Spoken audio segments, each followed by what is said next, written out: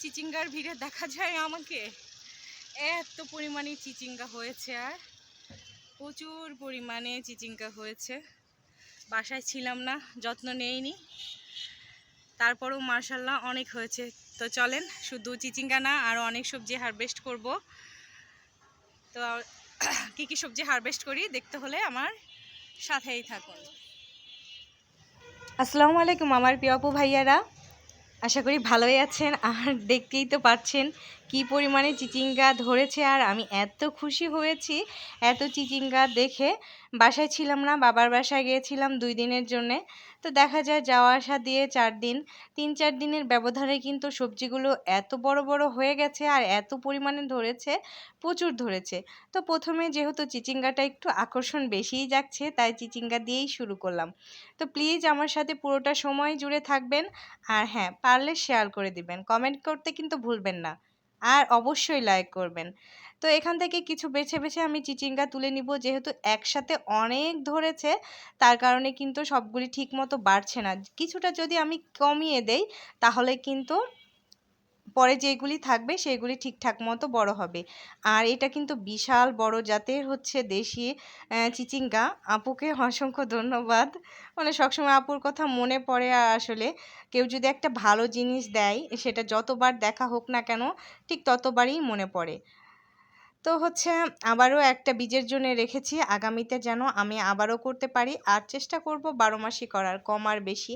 যেহেতু অল্প যত্নেই কিন্তু এত ফলন হচ্ছে, খুব ভালো লাগছে। খুব বেশি যে আমি এখানে সার ইউজ করছি, মাটি তৈরি করার সময় সার দিয়েছি তা কিন্তু না। খুব অল্প পরিসরেই মাটি তৈরির সময় সার দিয়েছি, প্লাস হচ্ছে খাবার এখন গাছে আমি ওভাবে দিচ্ছি অল্প অল্প করে, রেগুলার দিচ্ছি না, রাসায়নিক সার তো দেয়াই যাচ্ছে না। তারপরেও কিন্তু গাছগুলি মাশাল্লাহ এত হেলদি। আর সবথেকে বড় কথা, আমাদের ছাদ বাগানে যারা আমরা বাগান করি তাদের কিন্তু একটা হচ্ছে সমস্যা থাকে, মাছি পোকা। চরম একটা হচ্ছে সমস্যা। এটা কিন্তু অনেক খারাপ একটা পোকা, সব সবজিগুলি নষ্ট করে দেয়। আপনাদের দেখাবো আমি কি হচ্ছে সবজি আমার নষ্ট করেছে। তো আমি অফ ক্যামেরায় কিন্তু করলাগুলি হারভেস্ট করে নিয়েছি, যেহেতু আমার মাচাটা নিচু আর করলা ওভাবে দেখা যায় না, হারভেস্ট করতে অনেক সময় লাগে, এ কারণে অফ ক্যামেরায় হারভেস্ট করে নিয়েছি।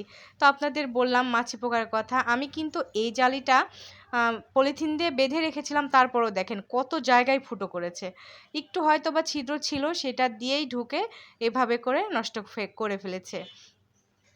আর যেগুলি বাইরে ছিল সেগুলি তো প্রচুর পরিমাণে নষ্ট করেছে, ঝরে ঝরে নষ্ট হয়ে গেছে। তো এই যে এটা দেখেন, এটা একটু মোটামুটি আছে, তারপরে এটাও ছিঁড়ে নিলাম। জানি না খাওয়ার উপযুক্ত আছে কিনা, তারপরেও ছিঁড়ে নিলাম, বাসায় যেয়ে চেক করে দেখব কি পরিমাণে হচ্ছে ফুঁড়ে দিয়েছে আসলে, কল্পনার বাইরে। আর এদিকে হচ্ছে ঢ্যাঁড়সের কথা কি বলবো, বাসায় ছিলাম না, কয়েকটা একটু শক্তও হয়ে গেছে। অনেক হয়েছে, অনেক প্রচুর পরিমাণে। যারা বলেন যে আমাদের হচ্ছে ছাদে, মানে আমাদের টবের গাছে সবজি হয় না, তারা প্লিজ এই সবজিগুলি করে দেখবেন, খুব ইজিলি হয়ে যায়। চাল কুমড়া খুব সহজেই হয়ে যায়, অল্প সার মাটি লাগে। ঢ্যাঁড়সে এই পর্যন্ত আমি কোনো রকম সার দিইনি, না লিকুইড সার, না রাসায়নিক সার, না অন্য কোনো সার। মাটি তৈরির সময় যা একটু ছিল অতটুকুই, ব্যাস। এই পর্যন্ত কিন্তু আমি বিনা সারেই এত এত ঢ্যাঁড়স খেয়ে যাচ্ছি। তো আপনারা 5 লিটারের বোতল, 5 থেকে 8 লিটারের যে তেলের বোতলগুলি আছে এগুলিতে কিন্তু খুব ভালো মতো করে ঢ্যাঁড়স চাষ করতে পারবেন। সেক্ষেত্রে একটু সারটা কিন্তু দেয়া লাগবে। যেহেতু আমার হচ্ছে 18 লিটারের, মানে পানির যে বোতলগুলি থাকে ওইগুলি কেটে আমি করেছি, 18 লিটার মাটি ধরেনি, তারপরও ওইখানে 1-2টা করে গাছ দিয়েছি, বেশ ভালোই হচ্ছে, খুব ভালো হচ্ছে। বীজও রেখেছি, আমি আবারও ঢ্যাঁড়স করব, আস্তে আস্তে পরিমাণটা বাড়াবো। আসলে আমার কাছে মাটির পরিমাণটা খুব আস্তে আস্তে বাড়ে, আমি খুব দ্রুত মাটি বাড়াতে পারি না, এর জন্য আর কি গাছের সংখ্যা বাড়াতে পারি না। তবে চেষ্টা করছি মাটির পরিমাণটা বাড়ানোর। তো বিন্দু বিন্দু জল দিয়েই কিন্তু হচ্ছে সিন্ধু গঠিত হয়, একটা কথা আছে, এই আর কি। এভাবে করার চেষ্টা করছি।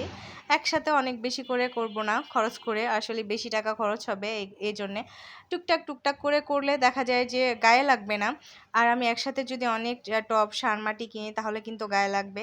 আর এই যে বছরে 3টা 4টা কিংবা 2টা হচ্ছে টব কিনি, এতে করে দেখা যায় হাজব্যান্ডের অতটা চোখে লাগে না, কয়েকবার সার বীজ নিই, এতে কিন্তু চোখে লাগে না। আর এই যে দেখেন আপনাদের সাথে গল্প করতে করতে আমি কিন্তু সব সবজি তুলে নিয়েছি, অফ ক্যামেরাও তুলে নিয়েছি।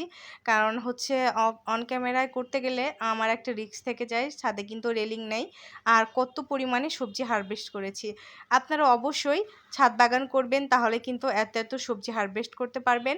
এগুলি কিন্তু আমি 3 দিন কিংবা 4 দিন পরে হারভেস্ট করছি। এর আগের দিন মানে 3-4 দিন আগেও কিন্তু আমি শাক সবজি কিছু হারভেস্ট করেছিলাম। সেগুলোর ভিডিও আমি শেয়ার করেছি আপনাদের সাথে, আবার কখনো শেয়ারও করা হয় না। তো এই পর্যন্ত যারা আমার ভিডিওটি দেখেছেন তাদেরকে অসংখ্য অসংখ্য ধন্যবাদ। আর প্লিজ প্লিজ শেয়ার করে দিবেন। আপনাদের শেয়ার না করার কারণে কিন্তু আমার চ্যানেলের রিচ একদম কমে গেছে। আমি ভেবেছিলাম হয়তোবা ইউটিউব থেকে আর্ন করে আমার বাগানটাকে বাড়াবো, কিন্তু যেই পরিমাণে টাকা দেয় লজ্জা লাগে বলতে, যে আমি একটা ইউটিউবার আর হচ্ছে ভিডিও শেয়ার করি, আমার ইউটিউব থেকে আর্ন হয় একেবারেই কম। এত কম আমি কল্পনাও করতে পারিনি। এর থেকে যদি আমি অন্য কাজ করতাম তাহলে কিন্তু অনেক বেশি হচ্ছে ভালো হতো। তো আজকের মতো এ পর্যন্তই, অনেক কথা বললাম।